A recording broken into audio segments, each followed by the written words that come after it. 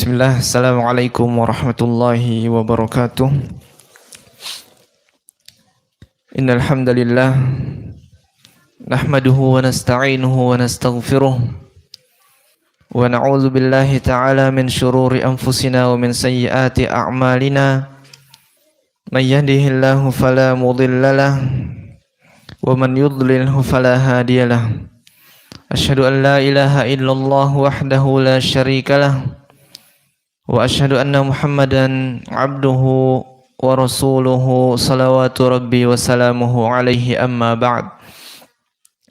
Ikhwati fillah azani Allah wa iyyakum, segala puji hanya milik Allah Subhanahu wa taala yang telah memberikan kepada kita kesempatan demi kesempatan untuk bersua di majelis-majelis ilmu, majelis yang Allah Subhanahu wa taala turunkan padanya sakinah, ketenangan, majelis yang padanya rahmat Allah Subhanahu wa taala meliputi kita, majelis yang bahkan para malaikah meletakkan sayap-sayapnya tawadhu'an lana sebagai bentuk menghargai kita, sebagai bentuk penghormatan kepada kita. Majelis yang padanya Allah Subhanahu wa taala sebut nama kita di hadapan para malail a'la, para malaikah, makhluk yang suci, makhluk yang tidak pernah bermaksiat kepada Allah Subhanahu wa taala sekalipun. La ya'sunallaha ma amaruhum wa yaf'aluna ma yu'marun. Makhluk yang Allah sifati mereka, yang mana mereka tidak pernah bermaksiat kepada Allah Subhanahu wa taala sekalipun, dan mereka mengerjakan apapun yang diperintahkan oleh Allah Subhanahu wa taala kepada mereka. Kemudian salawat serta salam senantiasa kita ucapkan untuk Nabi Muhammad sallallahu alaihi wasallam yang telah memberikan contoh yang terbaik untuk kita, bukan hanya dalam hal ibadah saja, melainkan seluruh aspek kehidupan seorang mukmin sudah Nabi sallallahu alaihi wasallam contohkan kepada kita. Maka orang yang inginkan atau orang yang menginginkan kebaikan di dunia dan di akhirat hendaklah mengikuti contoh-contoh yang dibawa oleh beliau sallallahu alaihi wasallam. Ikhwati fillah azani Allah wa iyyakum, mohon izin sedikit terluput kemarin tentang pembahasan tauhid. Jadi sebelum kita melanjutkan kepada tema yang sudah di-share, kita sempurnakan sedikit tentang pembahasan tauhid. Sebagaimana kita ketahui kemarin, kita bahas kemarin bahwasanya para kaum Quraisy atau orang Quraisy secara menyeluruh mereka percaya kepada Allah Subhanahu wa taala pada tauhid rububiyah. Namun di balik itu semua ada suatu hal yang menyalahi kaidah tauhid yang telah ditetapkan oleh Allah Subhanahu wa taala kepada hamba-hambanya. Mereka beranggapan bahwasanya para anbiya, para nabi, orang-orang soleh, kemudian wali-wali Allah Subhanahu wa taala punya sedikit tasarruf ilahi. Mereka bisa melakukan apa yang dilakukan oleh Allah Subhanahu wa taala. Ini kesalahan yang terdapat pada mereka. Sehingga kita contohkan kemarin, mereka beranggapan bahwasanya para wali Allah bisa memberikan keturunan kepada mereka. Mereka beranggapan bahwasanya para nabi, para orang soleh, mereka beranggapan terhadap mereka bahwasanya mereka bisa menyembuhkan orang yang sakit dan lain sebagainya. Maka Allah Subhanahu wa taala menantang mereka dengan pernyataan mereka yang demikian. Allah Subhanahu wa taala menantang mereka. Allah mengatakan am indahumul ghaib fahum yaktubun. Apakah mereka mengetahui yang gaib? Tentu jawabannya tidak. Dalam ayat lain Allah Subhanahu wa taala katakan ituni bi kitabim min qabli hadza au atharatin min ilmin in kuntum shadiqin. Kalau kalian benar-benar yakin dengan pernyataan kalian bahwasanya para wali Allah para nabi, para rasul mempunyai sedikit tasarruf ilahi, suatu perbuatan seperti perbuatan Allah Subhanahu wa taala, ituni bi kitabin. Katakan kepada mereka, wahai Muhammad, datangkan kitabnya. Datangkan kitab yang menyatakan tentang hal tersebut. Datangkan riwayat yang lengkap, yang sahih, yang menyatakan akan hal tersebut. Au atharatin. Kalau tidak bisa mendatangkan kitab, datangkan cerita-cerita yang sahih, yang lengkap dengan sanad dan riwayat-riwayatnya, jika kalian termasuk orang-orang yang jujur. Dalam ayat lain juga dikatakan, qul hal indakum min ilmin fatukhrijuhu lana. Kalau kalian benar-benar mengaku hal demikian, datangkan ilmu kalian akan mereka. Fatukhrijuhu lana, keluarkan. Kita adu argumen. Maka tentu jawaban daripada orang-orang kafir, orang-orang yang tidak ingin beriman kepada Allah Subhanahu wa taala dan risalah yang dibawa oleh Nabi Muhammad sallallahu alaihi wasallam, selalu jawaban mereka hanya satu. Dari awal penciptaan manusia, dari awal kerusakan tauhid di muka bumi ini, semua jawaban mereka pasti satu. Mereka mengatakan, kami mengikuti agama nenek moyang kami. Dikatakan oleh Allah Subhanahu wa taala dalam Al-Qur'an, wa idza qila lahum ittabi'u ma anzalallah qalu bal nattabi'u ma alfayna 'alaihi aba'ana awalau kana aba'uhum la yaqiluna syai'an wa la yahtadun. Kata Allah Subhanahu wa taala, jika dikatakan kepada mereka ittabi'u, ikuti apa yang Allah Subhanahu wa taala telah turunkan kepada kalian, apa yang Allah Subhanahu wa taala turunkan, kemudian Rasul sallallahu alaihi wasallam diutus kepada kalian. Apa kata mereka? Bal nattabi'u ma alfaina alaihi aba'ana. Kami enggak mau. Kami hanya mengikuti apa yang nenek moyang kami telah lakukan. Apa yang kami dapatkan dari nenek moyang kami. Ini jawaban mereka. Maka Allah Subhanahu wa taala mengajak mereka berfikir, awalau kana aba'uhum la yaqiluna syai'an wa la yahtadun. Wahai orang-orang kufar, apakah kalian akan tetap mengikuti nenek moyang kalian? Kalaupun nenek moyang kalian ternyata bukan orang yang berakal, bukan orang-orang yang mendapatkan petunjuk, apakah masih tetap akan diikuti? Ini adalah bantahan Allah Subhanahu wa taala kepada mereka. Dalam surah Luqman ayat 21, Allah Subhanahu wa taala menjelaskan tentang perkataan mereka, bal nattabi'u ma wajadna 'alaihi aba'ana. Kami enggak mau ikuti, kami hanya ingin mengikuti apa yang kami dapati daripada nenek moyang kami. Dalam surah Az-Zukhruf ayat 22 juga dikatakan demikian, inna wajadna aba'ana 'ala ummah wa inna 'ala atharihim muhtadun. Mereka mengatakan, kami dapati nenek moyang kami melakukan hal ini. Jadi kita dapati mereka melakukan ibadah ini. Mereka sembah berhala, ya sudah. Wa inna ala atharihim muhtadun. Kami itu mengikuti jejak langkah mereka. Dan mereka itu orang-orang yang mendapatkan petunjuk. Ini anggapan mereka. Sehingga kalau antum yang pernah pelajari ilmu orang tua terdahulu ya, kalau antum tanyakan dalil kepada mereka, apa kata mereka? Nah, ini ilmu yang tidak terdapat dalam kitab. Ini ilmu yang hanya bisa diberikan kepada orang-orang pilihan, orang-orang tertentu. Ini adalah ilmu yang kita dapatkan dari lisan ke lisan nenek moyang kita. Jadi sama dengan pernyataan orang Quraisy. Bahkan kami dulu pernah menemukan ada di antara mereka yang mengatakan, apa itu sahabat Nabi? Wal'iyadzubillah, apa itu sahabat Nabi? Mereka semuanya sampai ada yang bilang sampah. Wal'iyadzubillah. Dibilang apa itu sahabat Nabi? Ketika kita beristidlal, kami beristidlal dengan perkataan sahabat Nabi sallallahu alaihi wasallam, ada yang mengatakan, siapa sih mereka?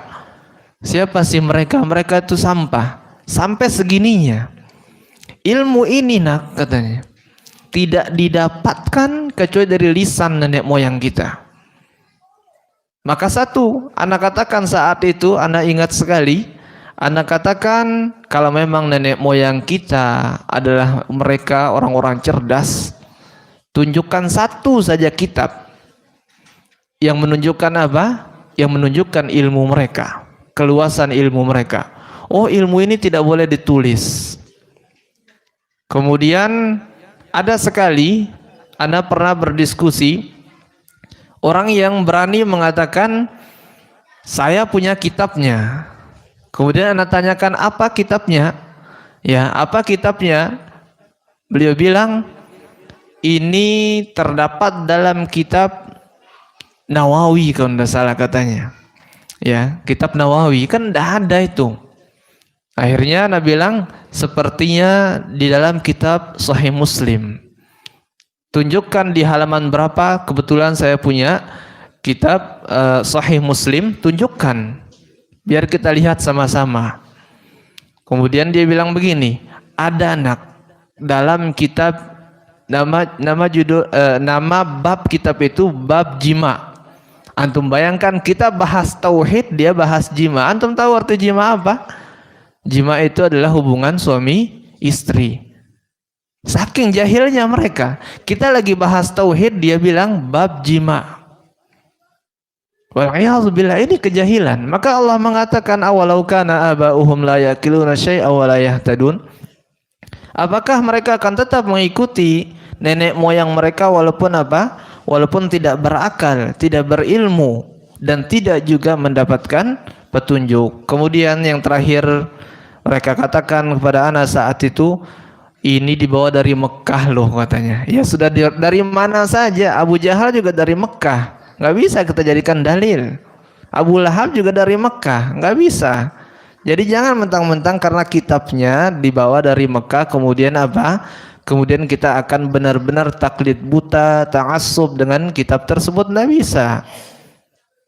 Semua harus kita lihat daripada sisi istidlalnya, sisi pendalilannya. Tidak boleh sembarangan dalam menuntut ilmu syar'i. Maka ketika orang-orang Quraisy sudah dikalahkan dengan mutlak, dibantah dengan mutlak oleh Allah Subhanahu wa taala, mereka tidak bisa lagi berdiskusi dengan Nabi sallallahu alaihi wasallam, maka Allah Subhanahu wa taala menyadarkan mereka dengan firman-firman-Nya, innal ladzina tad'una min dunillahi ibadun amsalukum. Wahai orang Quraisy, sesembahan yang kalian sembah sekarang ini, kata Allah Subhanahu wa taala, ibadun amsalukum, semua mereka sama dengan kalian. Semua mereka adalah hamba-hambaku, kata Allah Subhanahu wa taala, enggak ada yang lebih tinggi. Semua sederajat di hadapanku, kata Allah Subhanahu wa taala. Semua kehendak mereka di bawah kehendakku. Kita lihat bagaimana cerita perang Ghatafan.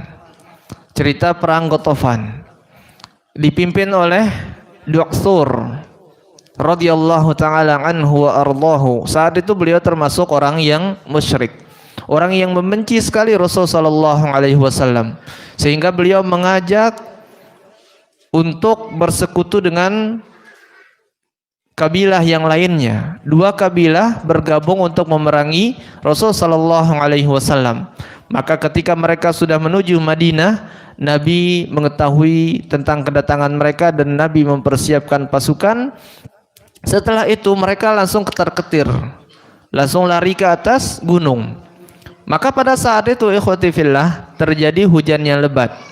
Dan kemudian setelah hujan ini berhenti, Nabi kemudian ingin menjemur pakaiannya dan beristirahat karena telah melakukan perjalanan yang panjang keluar Madinah mengejar Du'sur dan bala tentaranya. Maka Nabi mengeluarkan bajunya dan menggantung ke atas pohon. Tentunya beliau menyendiri saat itu, namanya aurat akan terbuka. Maka beliau pergi jauh daripada sahabat-sahabatnya, pergi menyendiri dan meletakkan bajunya di atas pepohonan. Setelah melihat keadaan tersebut, Du'sur meletakkan pedang di leher Nabi sallallahu alaihi wasallam. Du'sur mengatakan apa? Wahai Muhammad, coba katakan siapa yang dapat menolong engkau daripada pedangku ini. Maka Nabi Muhammad dengan santainya mengatakan Allah Subhanahu wa taala. Mendengar kata Allah Subhanahu wa taala, Du'sur kemudian bergetar dan pedangnya jatuh. Sehingga Nabi mengambil pedang tersebut meletakkan ke lehernya Du'sur. Maka Nabi mengatakan, wahai Du'sur, sekarang kira-kira siapa yang dapat menolongmu daripada pedang ini? Maka Du'sur mengatakan, la ahad, enggak ada seorang pun. Sehingga Nabi SAW memaafkan Du'sur. Walaupun tadinya ingin membunuh Nabi, dan Nabi sekarang sudah punya kesempatan untuk membalas perbuatan Du'sur, tapi Nabi tidak membalas. Nabi tidak membalas perbuatan Du'sur dan melepaskan Du'sur bersama kaumnya. Setelah berjalan beberapa langkah, lalu Du'sur tersadarkan akan kata Allah Subhanahu wa taala tadi. Lalu beliau beriman kepada Allah dan Rasulnya. Dan semua kabilah-kabilah yang ingin memerangi Nabi sallallahu alaihi wasallam di bawah kepemimpinan Du'sur tadi masuk ke dalam agama yang mulia ini. Dari sini wajhul istidlal, sisi pendalilan yang ingin Anda sampaikan adalah kehendak manusia semuanya sama, rata semuanya di bawah kehendak Allah Subhanahu wa taala. Kehendak kita, apapun yang kita inginkan, ingin perbuat, maka ketahuilah kalau Allah tidak mengizinkan, tidak mungkin akan bisa terjadi.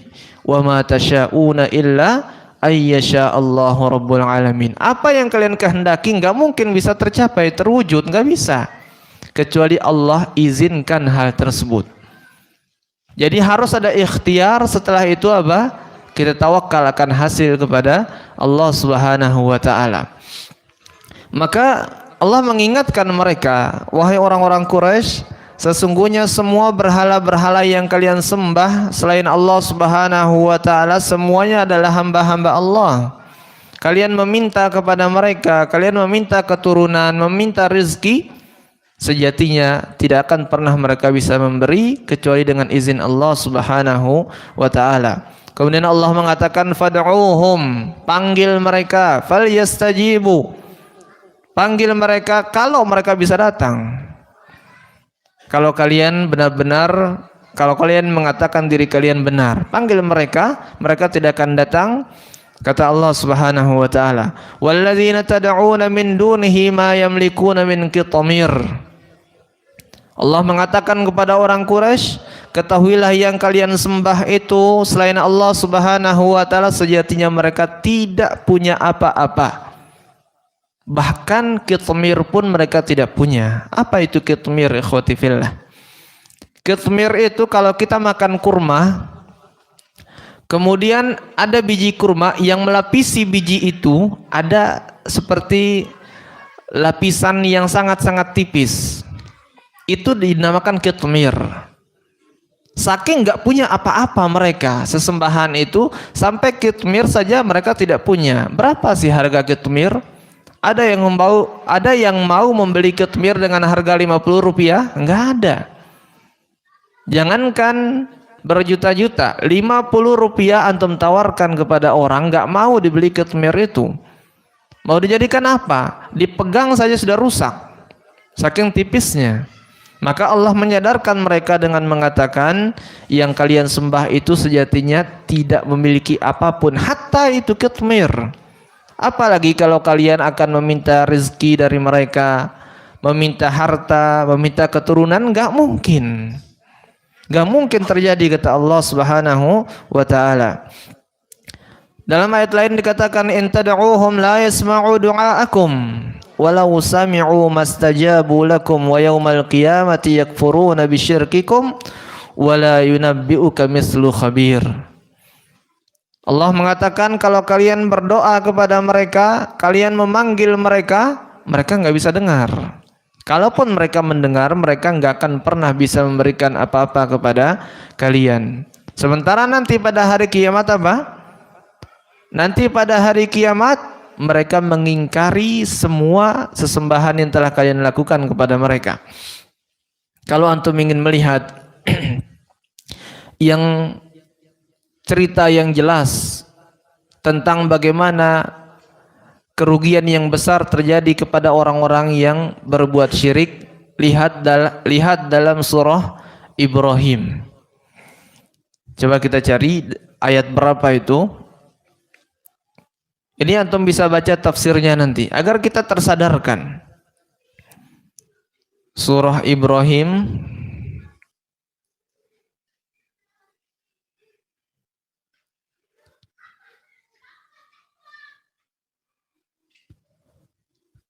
Surah Ibrahim ayat 22.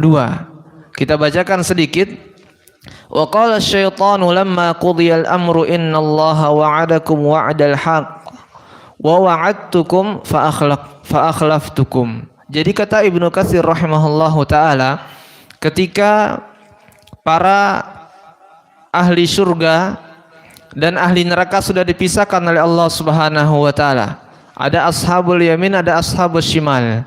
Di sini yang kanan penduduk surga, kemudian yang kiri sudah dikelompokkan lagi, mereka akan masuk ke dalam neraka Allah Subhanahu wa taala. Maka datang iblis kepada mereka. Iblis akan datang kemudian berdiri di atas sebuah mimbar yang terbuat daripada api neraka. Jadi iblis ini akan ibaratnya apa?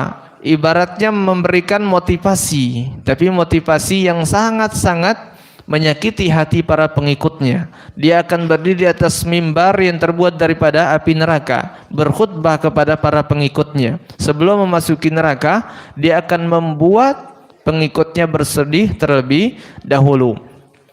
Iblis mengatakan, Innallaha wa'adakum wa'dal haqq. Sesungguhnya Allah Subhanahu wa taala telah menjanjikan kepada kalian janji yang benar. Allah telah janjikan kalian, janjikan surga bagi orang-orang yang bertakwa dan lain sebagainya. Janji Allah itu pasti benar. Innallaha la yukhliful mi'ad. Allah Subhanahu wa taala enggak mengingkari janjinya.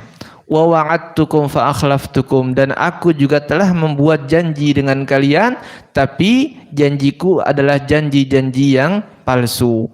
Wa ma kana li 'alaikum min sultanin illa an da'autukum fastajabtum li. Tapi ingat kata iblis, walaupun janjiku palsu, sejatinya aku tidak punya daya dan upaya atas kalian. Aku hanya mengajak kepada kalian untuk berbuat syirik kepada Allah Subhanahu wa taala, untuk kufur terhadap nikmat-nikmat Allah Subhanahu wa taala. Aku hanya mengajak. Enggak bisa nyeret kalian ini, kalian kufur, kalian syirik, enggak bisa kata iblis.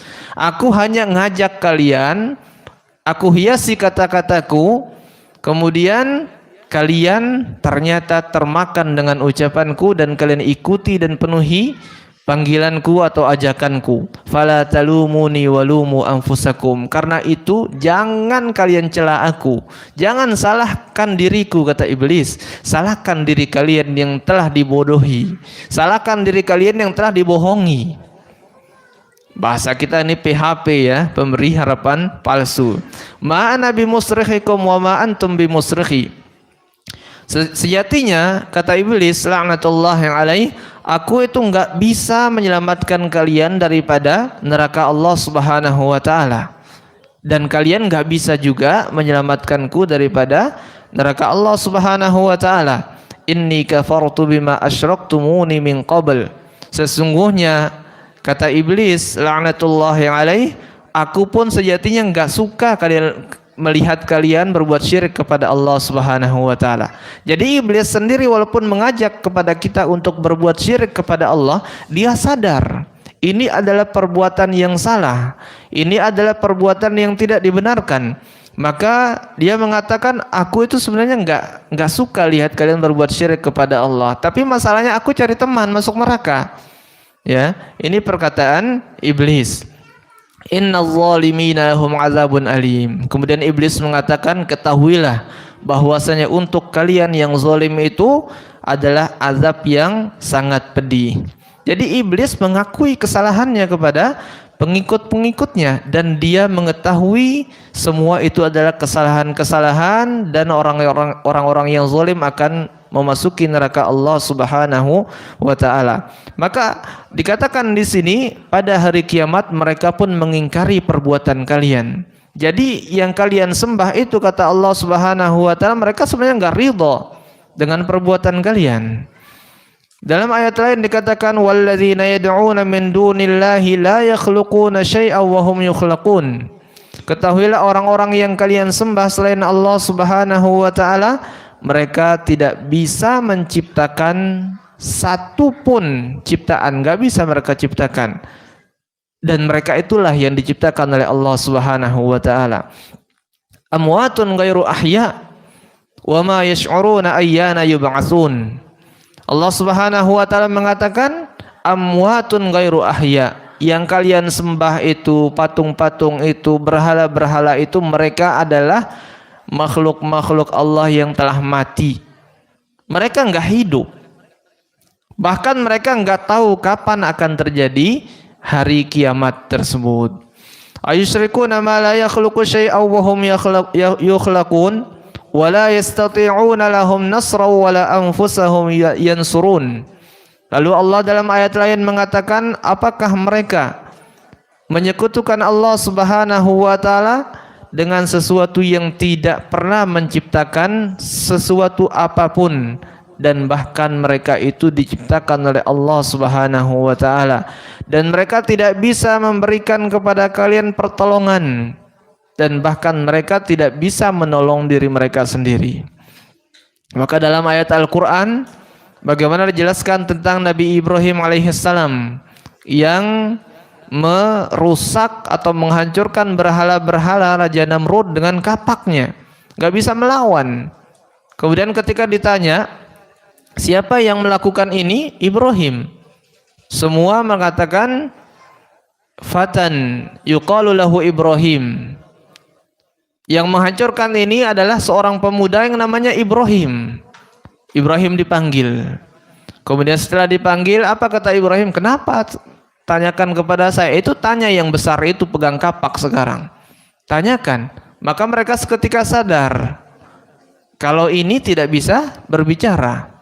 Maka Ibrahim langsung mendakwakan tauhid kepada mereka. Lalu kenapa kalian tetap menyembah sesuatu yang tidak bisa berbicara, tidak bisa memberikan manfaat kepada kalian, dan lain sebagainya. Tetapi dengan kesombongan mereka, mereka juga tidak beriman kepada Allah Subhanahu wa taala. Kemudian Ibrahim alaihissalam dalam ayat lain pergi kepada berhala-berhala itu, kemudian menempeleng berhala itu. Ya, Nabi Ibrahim mengatakan kamu tidak bisa membalas. Ditempeleng oleh Nabi Ibrahim, kamu tidak bisa membalas, kata Ibrahim. Maka Allah mengatakan di sini mereka enggak bisa menolong kalian, bahkan diri mereka pun tidak bisa ditolong, tidak bisa mereka tolong diri mereka sendiri. Maka dari ini ikhwati fillah azani Allah wa iyyakum, terbantahkanlah semua argumen-argumen daripada orang-orang Quraisy terhadap pengagungan mereka terhadap berhala. Namun karena kesombongan mereka, maka mereka tidak mau beriman kepada Allah dan Rasulnya. Bahkan lebih parah daripada itu, mereka menyiksa kaum muslimin. Dan inilah yang akan kita bahas pada kesempatan ini, dan yang menjadi inti daripada flyer yang telah kita share tadi. Bismillah.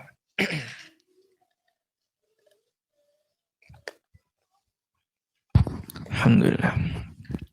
Baik, kita lanjutkan kepada ta'zibul muslimin. Tema kita yang sudah kita share adalah penyiksaan kaum Quraisy terhadap kaum muslimin.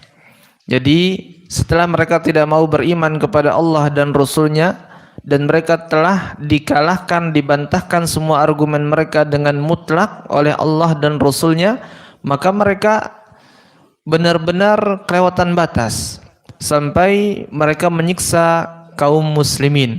Tapi yang perlu diperhatikan di sini ikhwati fillah, kaum muslimin yang disiksa oleh kaum Quraisy ini, mereka sejatinya kebanyakannya adalah hamba sahaya, budak-budak. Adapun orang-orang yang memiliki kedudukan di tengah kaum Quraisy, mereka berhati-hati. Mereka tidak berani menyentuhnya. Mereka hanya sekedar mengancam. Kalaupun hanya menyiksa, mereka hanya menyiksa sekali ataupun dua kali saja. Seperti Abu Bakar, hanya pernah diikat saja. Tidak lebih daripada itu.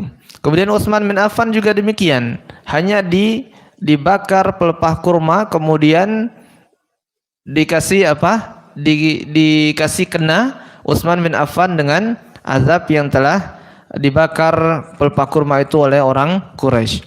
Kita lihat yang pertama, dan ini yang paling masyhur ceritanya di tengah kalangan kaum muslimin, kisah Bilal bin Rabah radhiyallahu taala anhu wa ardahu. Beliau adalah mamlukan li Umayyah bin Khalaf al-Jumahi. Beliau adalah seorang budak, hamba sahaya yang dimiliki oleh Umayyah bin Khalaf al-Jumahi.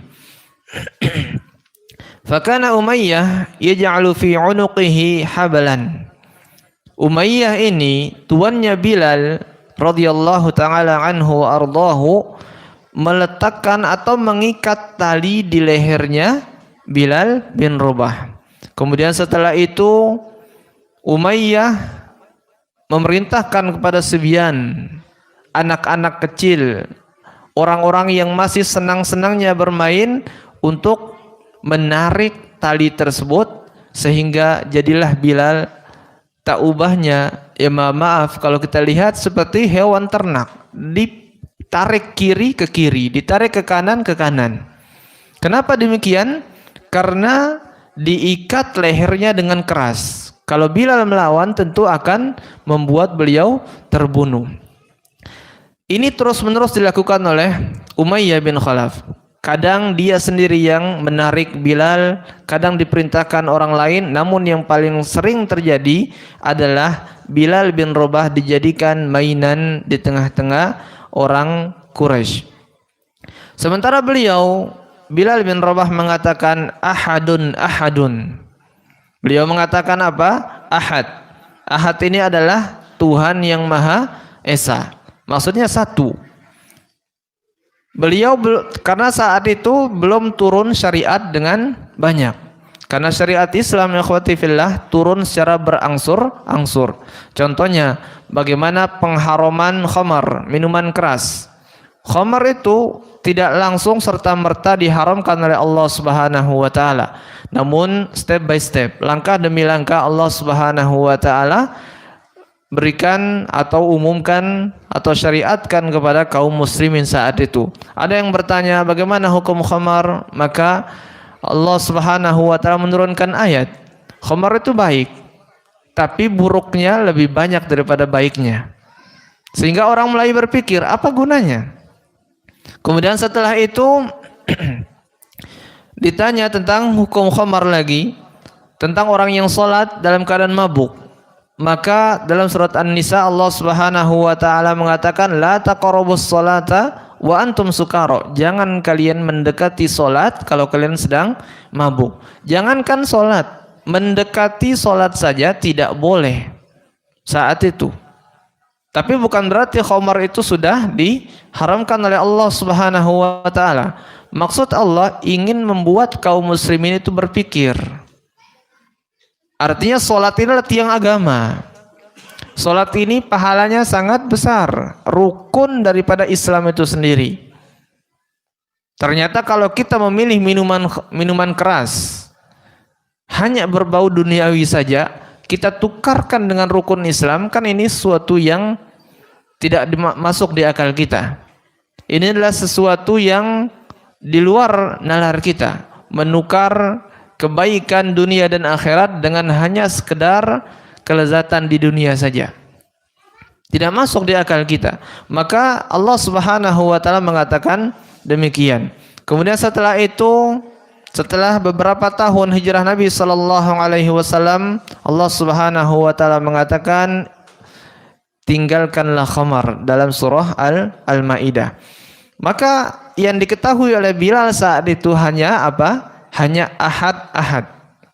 Hanya Tuhan yang Maha Esa, Tuhan yang Maha Esa. Maka dalam riwayat lain Bilal bin Rabah mengatakan apa? Kalau saja saya tahu ada perkataan lain selain ahad dan ahad, maka sejatinya akan aku katakan sampai kalian bosan mendengarkannya. Kenapa?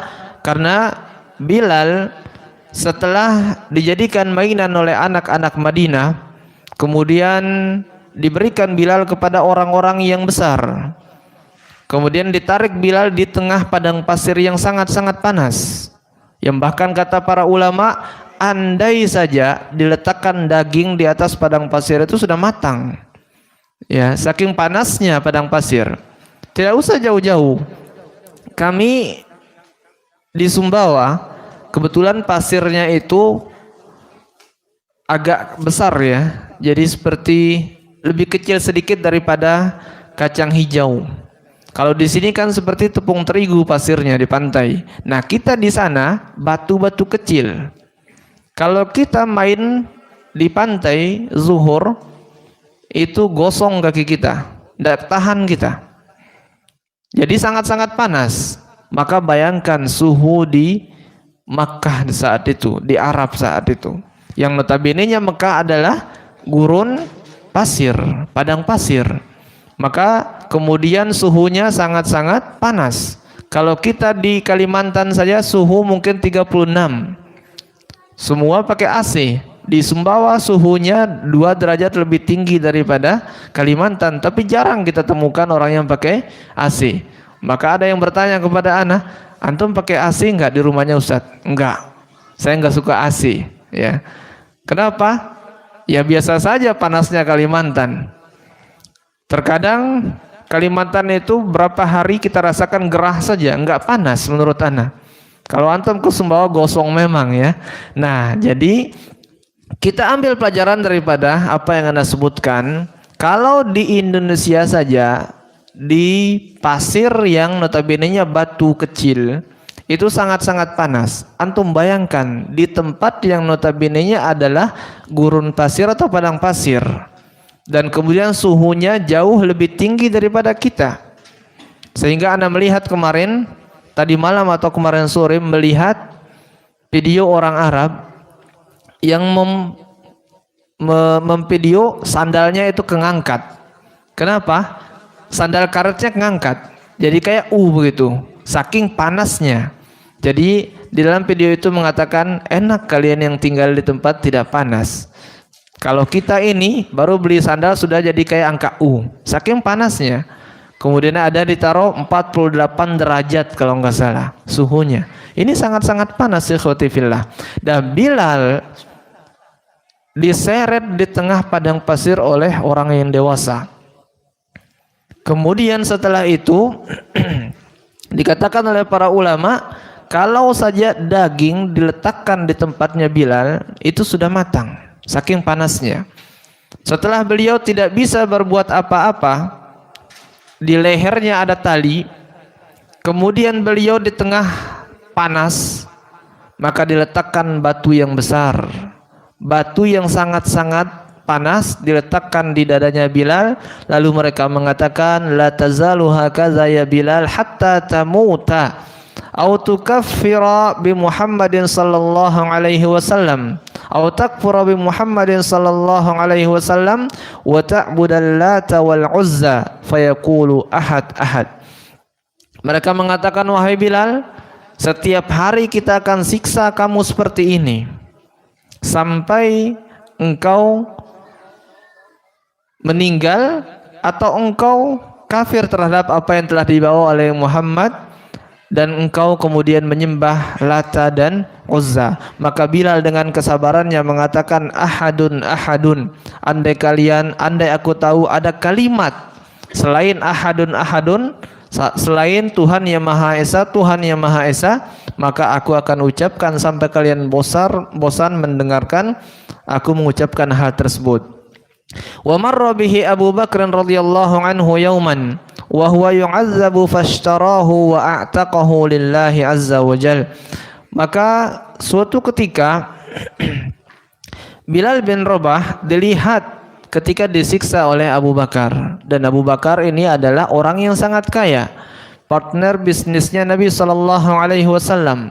Abu Bakar dan Khadijah itu, kenapa Abu Bakar bisa bersahabat dengan Nabi Shallallahu Alaihi Wasallam? Karena Khadijah dengan Abu Bakar tinggal di perumahan orang yang kaya dan terhormat. Setelah Nabi menikah dengan Khadijah, maka persahabatan mereka semakin menjadi-jadi. Memang dari dulu sudah bersahabat, tetapi ketika Nabi tinggal di rumahnya Khadijah, di perumahan elitnya lah ya, maka kemudian persahabatan mereka sangat dekat lagi. Abu Bakar kemudian membeli Bilal dengan harga yang sangat-sangat tinggi. Nanti kita bahas bagaimana ungkapan bapaknya Abu Bakar ketika Abu Bakar suka membebaskan budak-budak. Kemudian wa kana Amir bin Fuhairah yu'azzabu hatta yafqida wa'yah wa la yadri ma yaqul. Adalah Amir bin Fuhairah radhiyallahu taala anhu ardahu yu'azzabu, diazab, disiksa oleh orang Quraisy sampai kehilangan kesadarannya, dan beliau saking disiksa sangat berat enggak tahu ngomong apa. Jadi kadang kita kalau sudah sakit, terkadang kita seperti orang ngigau ya, seperti orang yang berbicara. Kita berbicara di alam bawah sadar kita. Inilah yang terjadi kepada Amir bin Fuhairah. Kemudian ada sahabat yang namanya Aflah. Dikatakan beliau berasal dari suku Azad. Beliau adalah budak Abduddar, budak Bani Abduddar. Beliau ini dikeluarkan oleh pemiliknya atau tuannya fi nisfin nahari fi harrin syadid. Sama kasusnya dengan Bilal. Beliau dikeluarkan oleh pemiliknya, oleh tuannya pada tengah hari ketika matahari sedang terik-teriknya, sedang panasnya. Dan di kaki atau kedua kaki beliau diletakkan atau diikat dengan rantai daripada besi. Sudah panas, diikat dengan rantai dari besi, semakin menambah ya rasa panas yang ada pada diri beliau. Bukan hanya itu, ikhwati fillah. Fayujarridunahu minas siyab. Kemudian beliau ditelanjangi oleh orang Quraisy. Jadi enggak puas mereka karena masih ada baju yang menempel di tubuhnya, masih ada celananya, kemudian ditelanjangi di tengah padang pasir, lalu diperintahkan untuk apa? Berguling di tengah padang pasir yang panas. Setelah itu beliau sudah tidak sanggup untuk berguling, hampir pingsan, maka diletakkan lagi batu panas yang sangat-sangat besar di atas punggung beliau, sehingga beliau tengkurap. Kemudian diletakkan di atas punggung beliau batu panas yang sangat-sangat besar. Mungkin kita hanya mengetahui Bilal yang disiksa demikian. Ternyata rata-rata mereka juga disiksa dengan diletakkan di atas dada-dada mereka, di atas punggung-punggung mereka batu yang besar, sebagaimana yang dialami oleh sahabat yang mulia Bilal bin Rabah. Fakana yabqa kadzalika hatta la yaqil.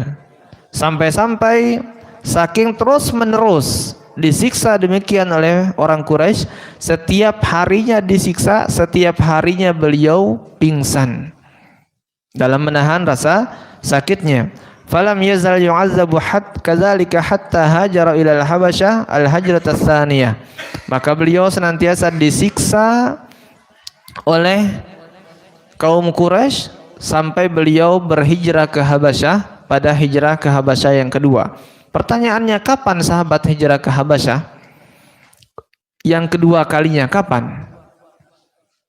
Terjadi pada tahun ke-7 daripada kenabian. Antum bayangkan, 7 tahun disiksa oleh orang Quraisy. Terus menerus disiksa seperti ini. Terus menerus disiksa seperti ini sampai ya hijrah kepada negeri Habasyah. Fakanu marratan qad rabatu rijlaihi bihablin.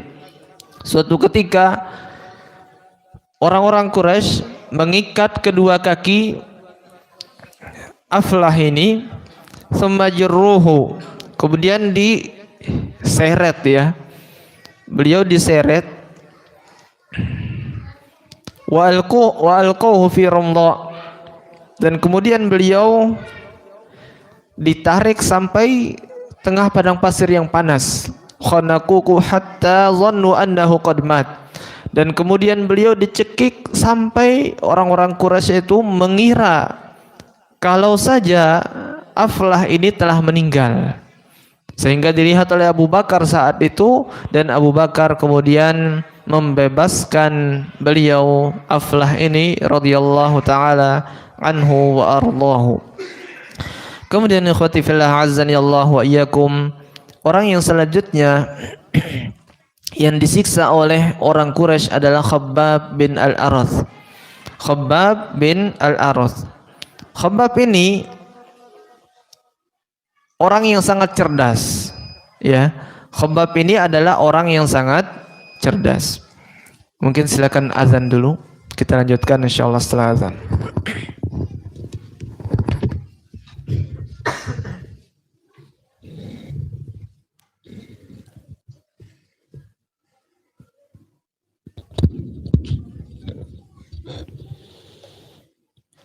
Allahu Akbar, Allahu Akbar, Allahu Akbar, Allahu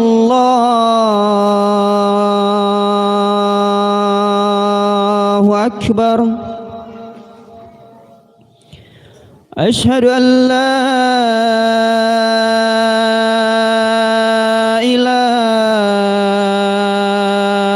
illallah.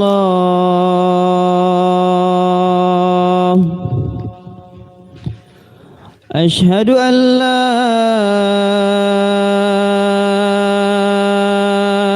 ilaha illallah.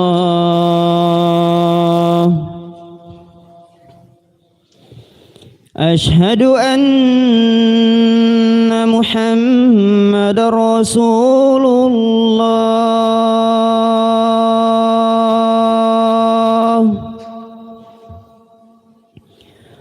Asyhadu anna Muhammadar Rasulullah.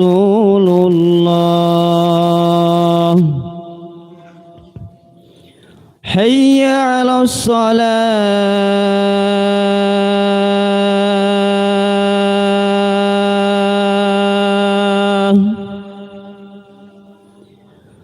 Hayya 'alas salah.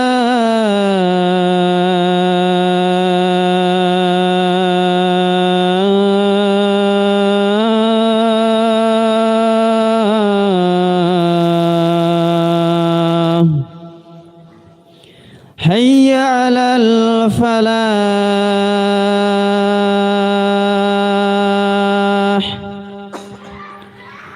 Hayya 'alal falah.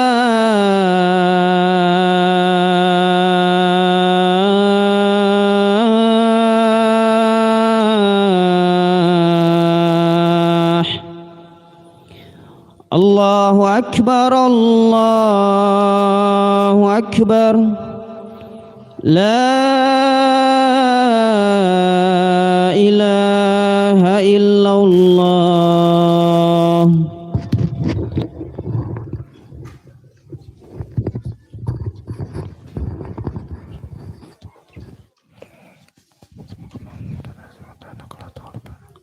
Kita lanjutkan sedikit karena sudah terlanjur sebut namanya ya. Kita lanjutkan dengan singkat tentunya.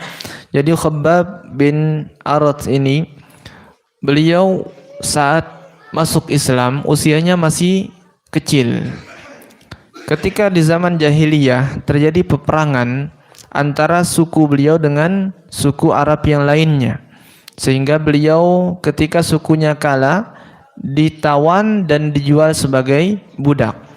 Maka tuannya saat itu Ummu Anmar namanya, Ummu Anmar membeli Khabbab bin Al-Arath.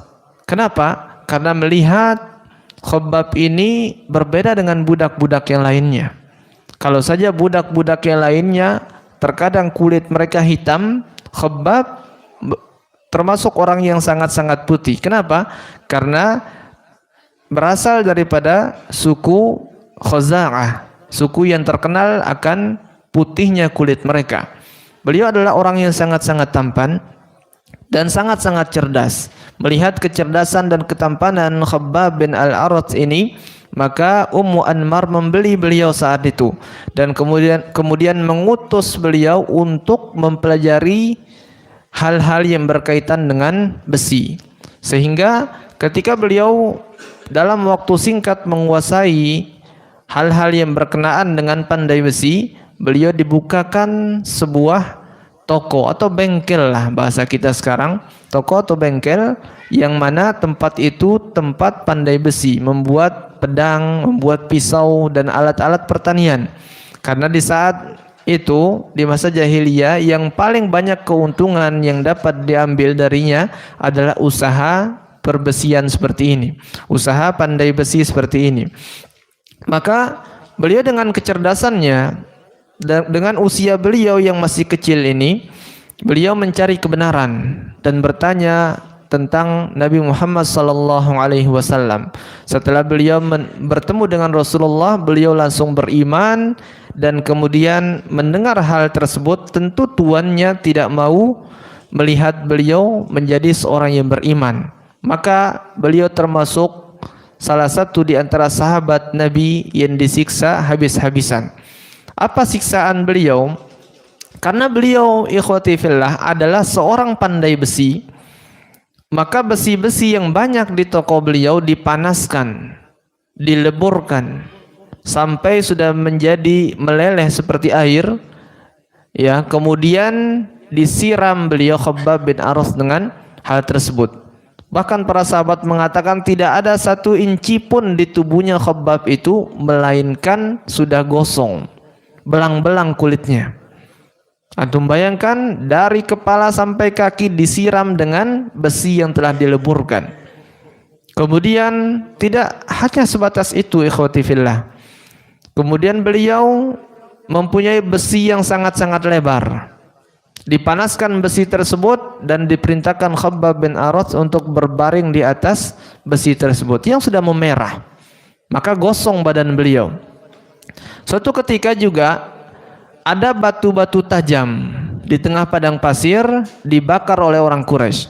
Kemudian beliau diikat tangannya ataupun kakinya, diseret oleh orang Quraisy sampai lubang-lubang punggung beliau. Bayangkan batu yang tajam sudah dipanaskan, kemudian diseret orang di atasnya seperti orang parut kelapa, maka punggung beliau lubang-lubang. Maka beliau dengan saat itu usianya mungkin sekitar belasan tahun, maka kemudian beliau datang kepada Nabi sallallahu alaihi wasallam, "Ya Rasulullah, kenapa engkau tidak berdoa untuk membinasakan orang Quraisy yang tidak mau beriman? Kenapa engkau tidak meminta pertolongan kepada Allah Subhanahu wa taala agar kita dibantu dan orang-orang masuk Islam?" Maka Nabi mengatakan, "Innakum qaumun tasta'jilun." Kalian itu adalah orang-orang yang tergesa-gesa.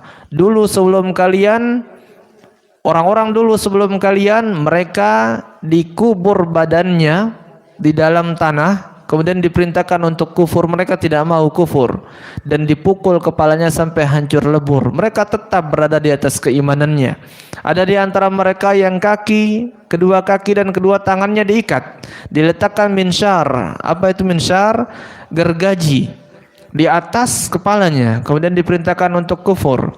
Mereka tetap bertahan di atas keimanannya sehingga badan mereka terbelah menjadi 2. Maka mendengar hal tersebut, Khabbab bin Aras menahan penderitaan yang terjadi atau yang disebabkan oleh siksaan orang-orang Quraisy. Nah, ini yang dapat kami sampaikan pada kesempatan ini. Insyaallah kita lanjutkan pada kesempatan yang lain masih dengan tema yang sama, penyiksaan orang-orang Quraisy terhadap sahabat Nabi sallallahu alaihi wasallam atau kepada kaum muslimin. Barakallahu fikum, semoga apa yang Anda sampaikan bermanfaat bagi Anda pribadi dan bagi antum sekalian. Kita tutup dengan doa kafaratul majlis. Subhanakallahumma wa bihamdika asyhadu an la ilaha illa anta astaghfiruka wa atubu ilaika. Assalamualaikum warahmatullahi wabarakatuh. Silakan bagikan kepada keluarga, sahabat, dan orang-orang terdekat. Semoga Allah menjadikan setiap ilmu yang tersebar sebagai amal kebaikan bagi kita semua. Ikuti kajian-kajian Islam dari kanal Masjid Al-Hadi Manggar, Balikpapan Timur. Terima kasih atas dukungan dan partisipasinya. Jazakumullahu khairan.